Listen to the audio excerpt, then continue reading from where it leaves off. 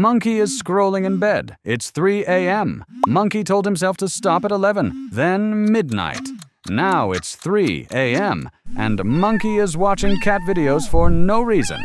Monkey loves cats, but by tomorrow morning, Monkey won't remember a single one of them.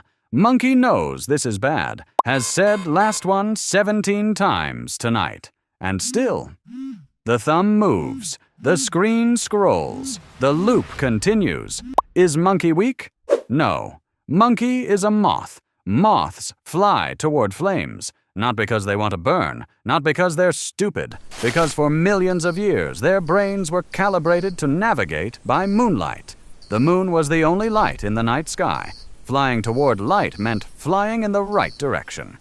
Then humans invented the light bulb, and the moth's ancient brain couldn't tell the difference between the moon and a flame. Same signal, wrong source, fatal result. Monkey's brain at 3 a.m. is doing the same thing, running software millions of years old, software never designed for a glowing rectangle in the dark. That's what tonight is about. How to trick it. Here's what makes no sense. Monkey isn't even enjoying this. Ask Monkey tomorrow what he watched at 3 a.m., and Monkey won't remember. Not the videos, not the memes, not a single cat. And Monkey loves cats. Monkey did pause on one video, a raccoon stealing a hot dog from a sleeping man. Monkey watched it 4 times. Monkey will never think about that raccoon again. It all blurred into one gray scroll that ate 2 hours and left nothing behind. No pleasure, no information, no rest. Just more. Always more.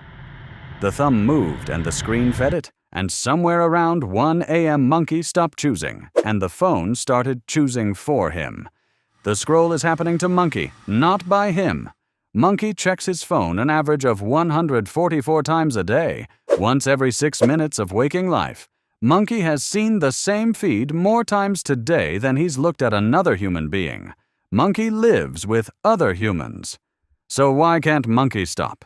3 things are happening inside Monkey's brain at once. Understanding all 3 is the only way out. Force 1. The light itself. Monkey's brain has a biological clock. Every morning, it reads the light through Monkey's eyes and sets the timer. Light means day. Darkness means night. When darkness comes, the brain releases melatonin, the chemical that makes Monkey sleepy. This system worked for every human who ever lived, until the screen. Phone screens emit blue light, the exact wavelength of light that the brain reads as noon, not as evening, not as bedtime, noon. So at 3 a.m., while Monkey's body is exhausted, Monkey's brain clock is reading. It's the middle of the day. The melatonin never comes. The sleepiness signal never fires. Monkey isn't awake because he's not tired. Monkey is awake because his brain was told it's noon. The phone hacked the clock. Force 2. The slot machine. Behavioral psychologists call it variable ratio reinforcement. It's the principle behind slot machines. The machine doesn't pay out every time. It pays out randomly, and that randomness is the key. The brain releases dopamine not when it receives a reward, but when it anticipates one. Nothing sustains anticipation like unpredictability. Every scroll is a pull of the lever.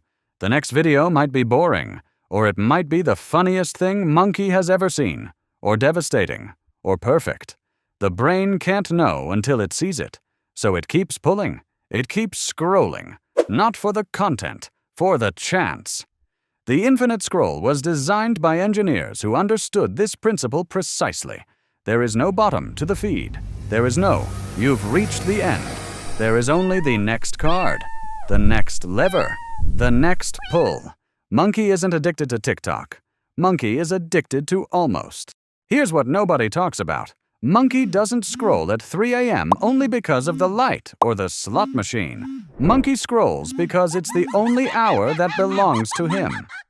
Psychologists call it revenge bedtime procrastination. Monkey spent the entire day doing things other people needed. Work, obligations, expectations. From the morning alarm to the last task, the day was never fully his. And then the lights go out. The house is quiet. For the first time since 7 a.m., nobody is asking Monkey for anything. So Monkey takes back the time. Monkey stays up, not for the content, for the feeling of freedom. The scroll isn't pleasure, it's protest. I didn't choose anything today. I choose this. The tragedy. Monkey steals from tomorrow to pay for tonight. And tomorrow's monkey wakes up exhausted, with less patience, less joy, and less actual freedom than if he'd just slept. The exhaustion tomorrow makes the day harder, which means less autonomy, less of himself left by nightfall, which means the need for revenge tomorrow night is stronger. The scroll goes later, the sleep gets shorter. It's a cycle. The revenge backfires every single time. And Monkey isn't doing this alone. Here's the uncomfortable part. The phone knows, not consciously, but the algorithm has processed billions of hours of human behavior and learned one thing with precision. What keeps the thumb moving? It knows emotional content holds attention longer. It knows slight anger keeps people scrolling more than happiness. It knows Monkey's brain at 3 a.m. is in its most vulnerable state, tired, defenseless, dopamine-hungry, and it serves exactly the content that brain cannot look away from. The moth doesn't know the flame is designed to attract it. Monkey doesn't know the feed is designed for 3 a.m. Monkey. Engineers have a metric called time on app. Not whether Monkey learned something, not whether Monkey enjoyed something, whether Monkey's eyes stayed on screen one more second. Every autoplay, every infinite scroll was built to maximize that number. Monkey's sleep is not a variable in that equation. But now, Monkey knows. Monkey can't outthink an algorithm with a tired brain, but Monkey can change the environment before the brain gets tired. These aren't motivational tips. They're structural changes that make the trap harder to fall into. No journaling required. 1. Put the moon back. The problem isn't willpower, it's blue light resetting the clock. 90 minutes before sleep, the screen goes to warm light or goes away entirely. Not because Monkey is disciplined, because the brain can't release melatonin while it's being told it's noon. Every phone has a night mode and a scheduled downtime. These aren't features for kids. They're the moth being moved away from the flame before it gets close enough to burn. Monkey doesn't need willpower at 3 a.m. Monkey needs willpower at 9 p.m. once. That's the only decision that counts. 2. Make the first pull impossible. The hardest scroll to stop is the first one.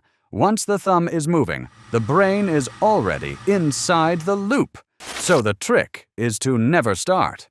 Phone charger outside the bedroom. Monkey with a phone within arm's reach at 3 a.m. is a moth next to a flame. The outcome isn't a choice, it's physics. A cheap alarm clock costs less than what Monkey has already paid in lost sleep. Phone outside, brain stops getting the signal. Melatonin comes, Monkey sleeps. 3. Give the revenge a better target. Revenge. Bedtime procrastination is real and valid. Monkey does deserve time that belongs to him.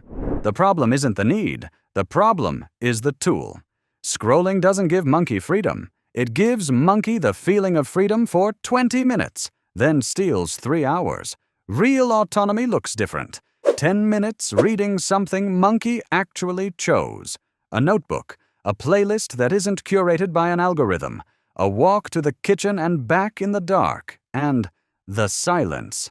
Replace the protest with something that actually pays Monkey back. Steal the hour. Just steal it better. This isn't a dramatic detox. No forest, no meditation retreat, no deleting apps forever. 3 nights. Charger outside the room. Night mode on at 9. Something analog for the last hour. That's it. No performance. No perfection.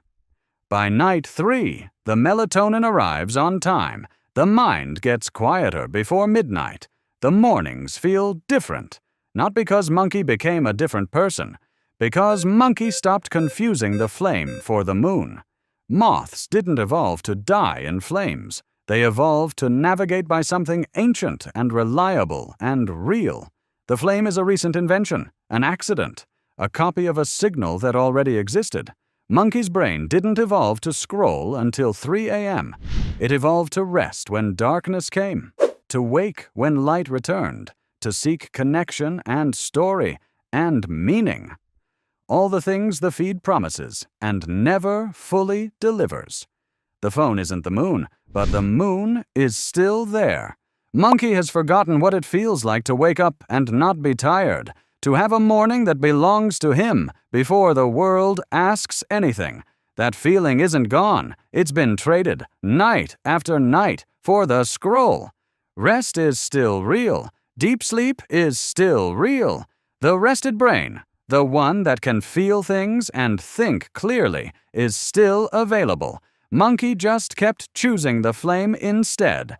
That's what the detox is, learning to tell the difference between a pull and a choice, between almost and enough.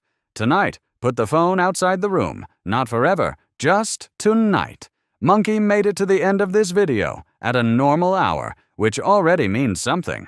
If this one hit, toss Monkey a like. It helps more than the algorithm will ever admit. Subscribe. Next video is about why Monkey's brain won't stop thinking.